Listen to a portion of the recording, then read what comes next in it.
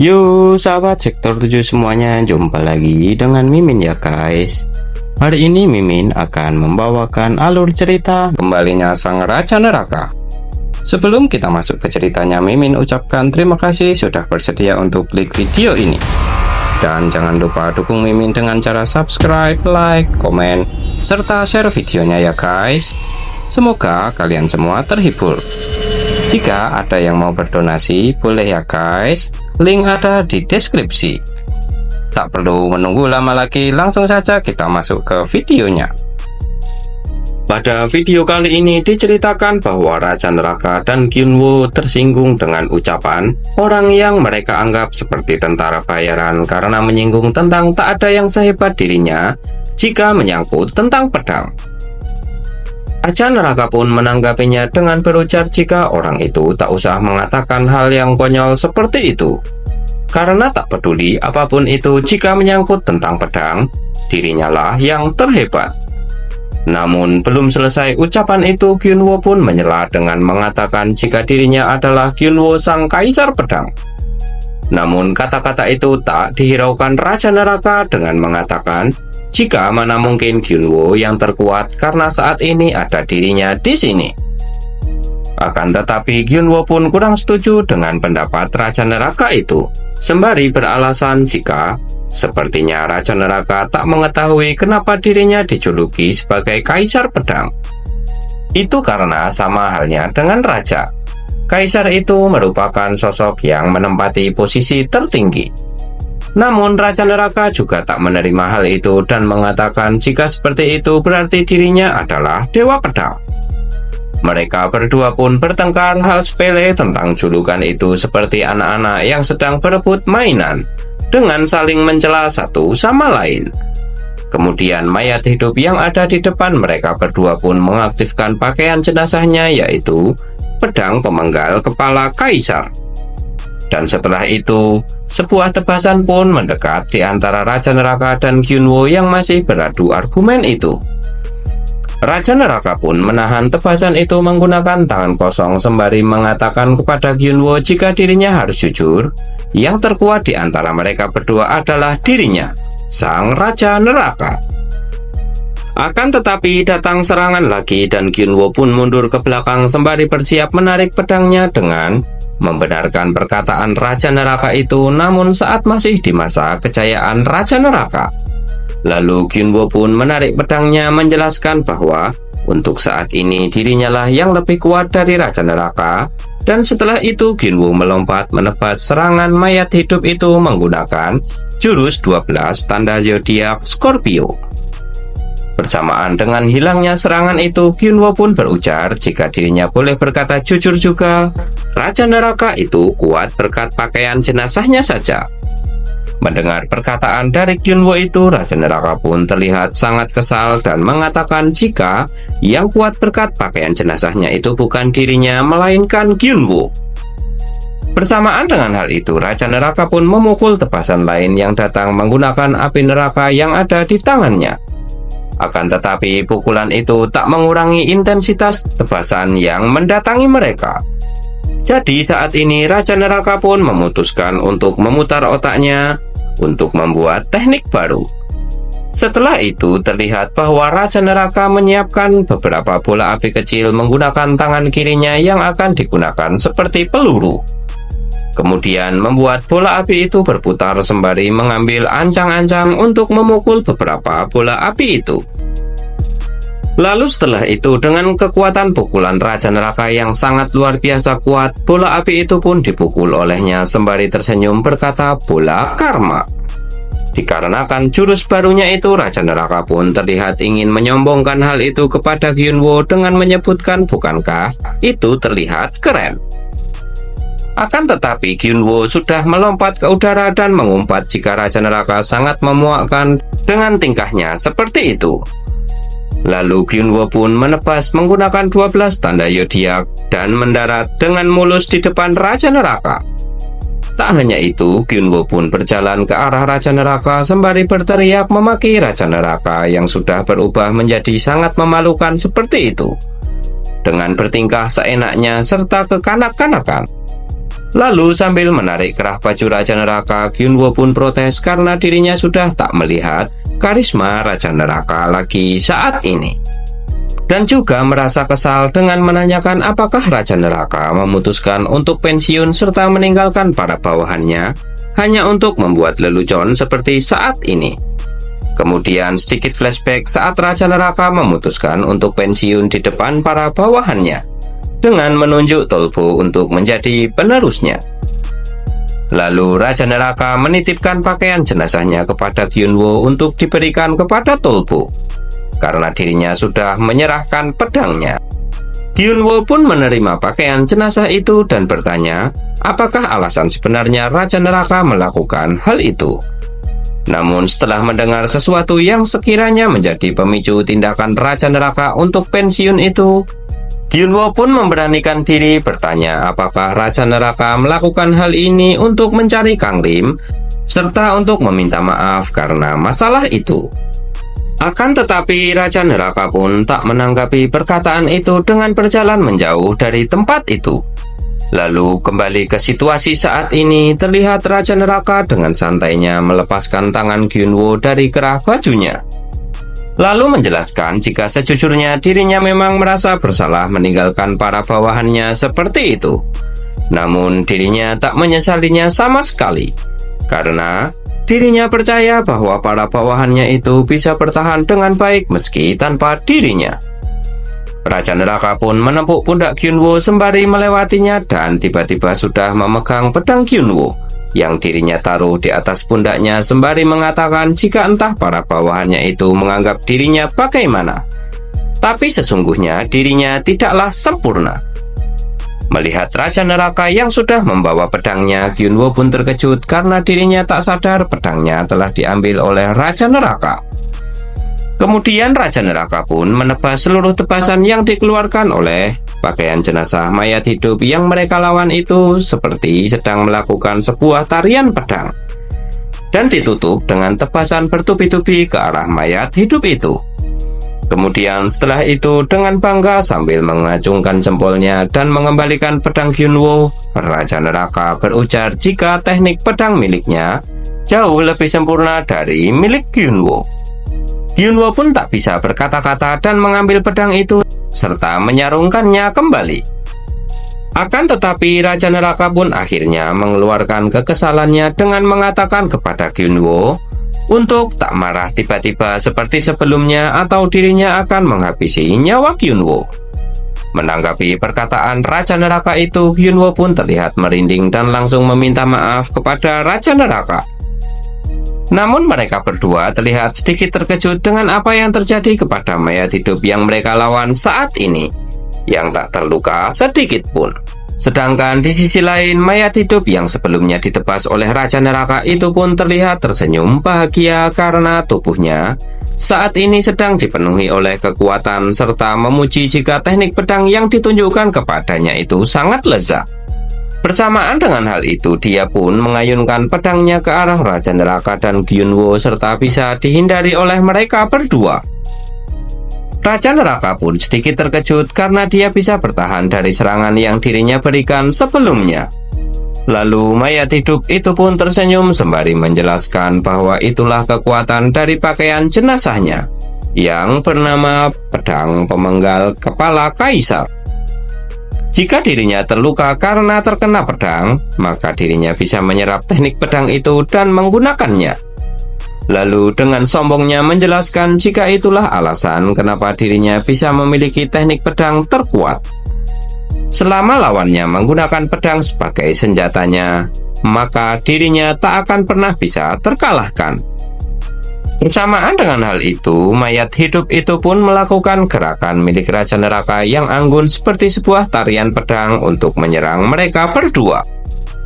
Mereka pun bisa menghindari serangan itu. Lalu Gyunwoo berujar jika dia bisa menyerap teknik pedang, berarti saat ini teknik pedang Raja Neraka sudah diserap olehnya. Sedangkan Raja Neraka merasa bahwa pakaian jenazah mayat hidup itu sangat aneh dan membuatnya sedikit kesal sembari berlari menghindari serangan mayat hidup itu. Kemudian memutuskan untuk membuatnya dilahap oleh api neraka.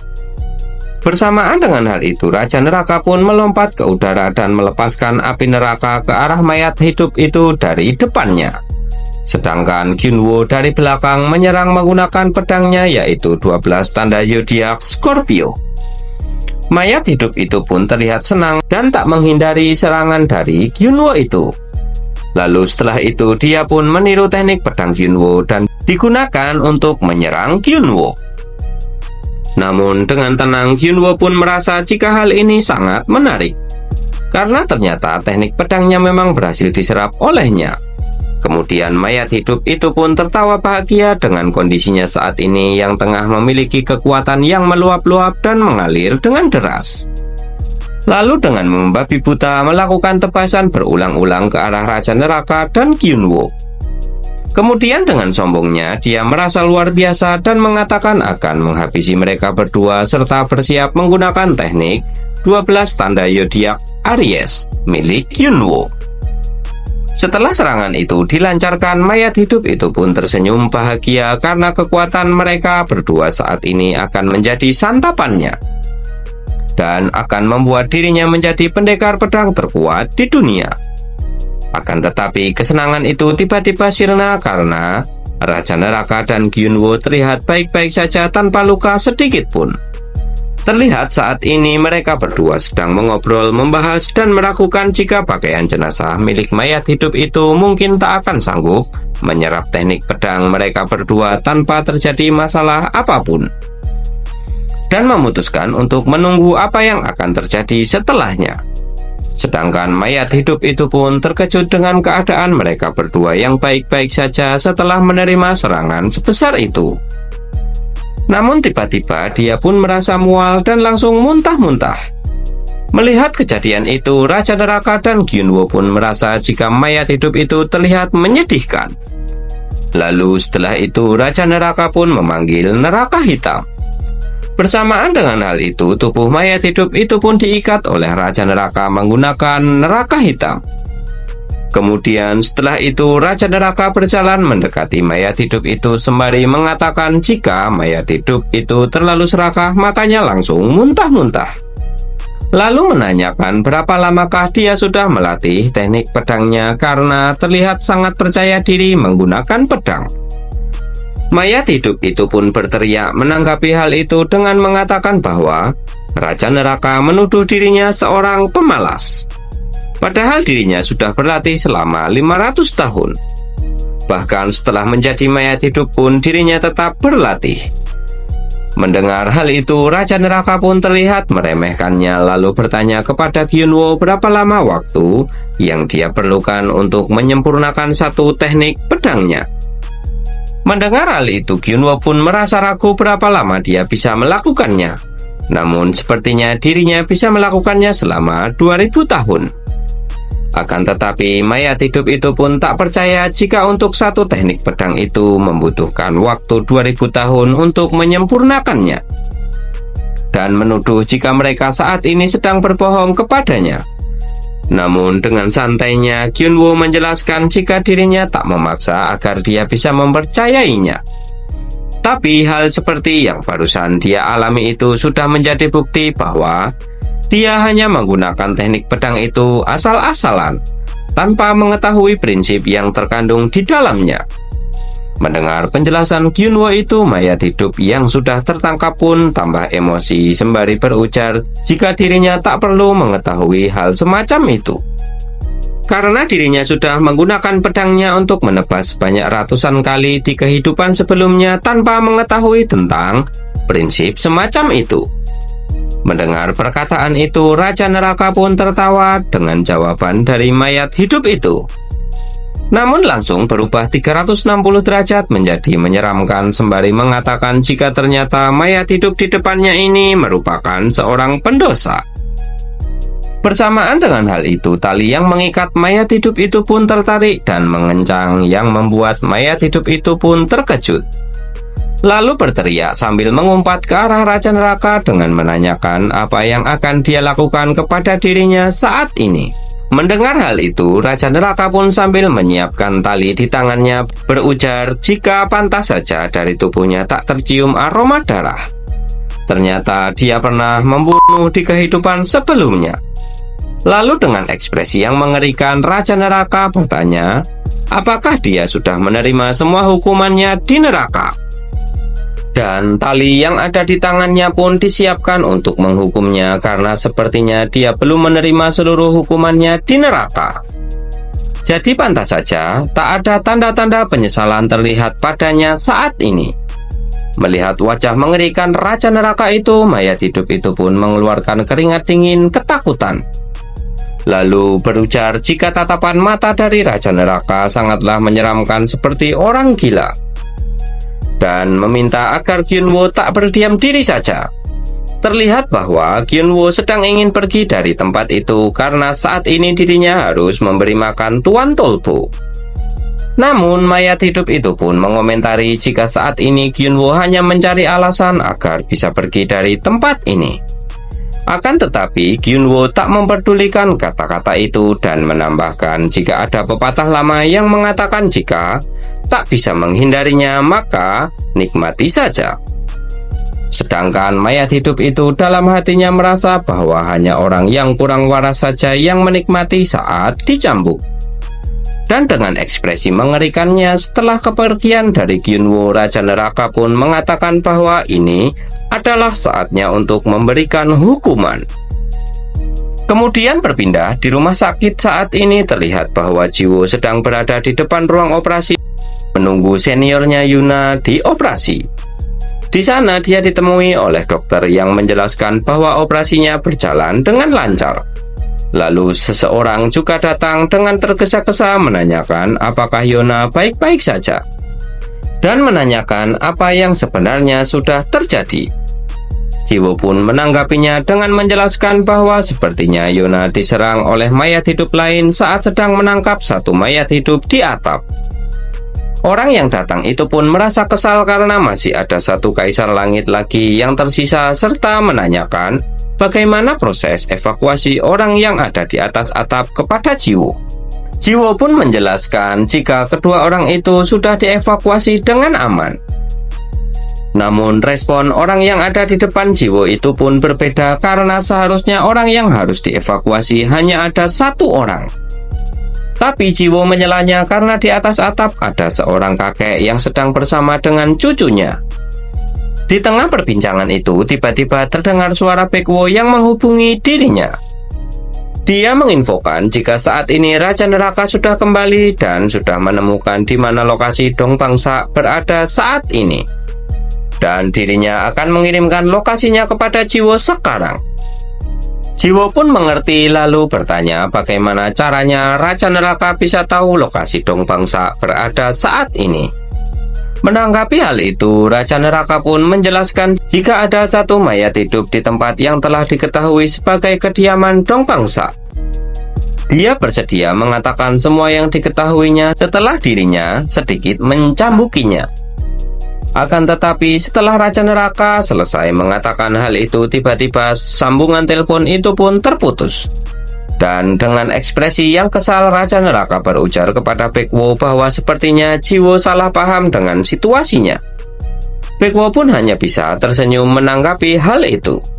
Sedangkan di rumah sakit terlihat bahwa muka Ji-woo menjadi memerah dan juga pikirannya sudah melayang kemana-mana. Melihat Ji-woo seperti itu, orang yang bersamanya pun menanyakan apakah Ji-woo baik-baik saja saat ini. Dengan sedikit panik, Ji-woo pun menanggapi dengan berujar bahwa dirinya tak apa-apa. Hanya saja dirinya sedang bertanya-tanya apakah dirinya harus menikmati hal semacam itu nanti jika dirinya menjadi Raja Neraka. Lalu orang yang bersama dengan Ji-woo pun segera meminta Ji-woo untuk bergabung dengan Baek-woo dan yang lainnya. Karena dia sudah dikirimi titik tempat berkumpulnya dan menanyakan di manakah tempat berkumpulnya kepada Ji-woo. Setelah itu Ji-woo pun melihat jam tangannya untuk mengetahui di mana tempat tujuan Dong Bangsa saat ini. Namun dia terlihat terkejut karena tempat tujuannya adalah berada di Taman Ria. Bagaimanakah kelanjutan ceritanya? Kita lanjutkan di video berikutnya ya guys. Terima kasih sudah menonton. Jumpa lagi dan bye-bye.